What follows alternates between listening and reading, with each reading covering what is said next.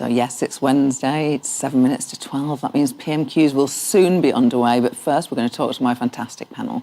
In the studio with me, Conservative MP for Amber Valley, Nigel Mills, and Labour MP for Ealing Central and Acton, Rupa Huq. Rupa Huq, what would you be asking the Prime Minister today? It would be tempting to stick the knife in about his confidence motion and say that, you know, the margin worse than Theresa May's one, when Jacob Rees-Mogg, your chief cheerleader, was saying it's not good enough. You know, this is even worse than hers. Why are you still here? But, and you can't say you, as you know, Gloria, in the chamber. Yes, you're not allowed to direct. It's got to be the honourable gentleman. In the third person. But like Nigel, I like going on local, and I like doing a question where actually you could get a constructive answer. When people say, you know, isn't he fantastic? I just think, what a waste of a question.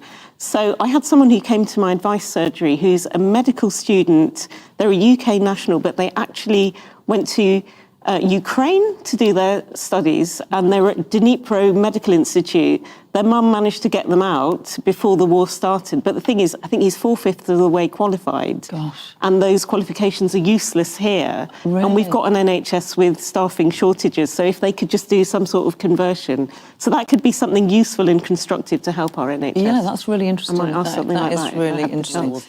Rupa, what's the mood like on the Labour benches? Because, of course, Keir Starmer and Angela Rayner, you have this police investigation over the Durham gathering. How anxious are you all about that? I mean, I think it does show the difference between Keir Starmer and Boris Johnson, that, you know, him and Angela have held themselves, Starmer and Rayner, to a higher standard, saying that if the Durham police investigation comes out that he's broken the law, they've broken the law, they'll go, hands up, that's it, the game's up.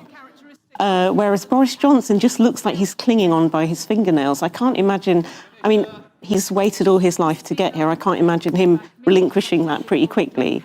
I think, you know, they'll have to drag him out kicking and screaming. And respect to Nigel as a Conservative MP with guts.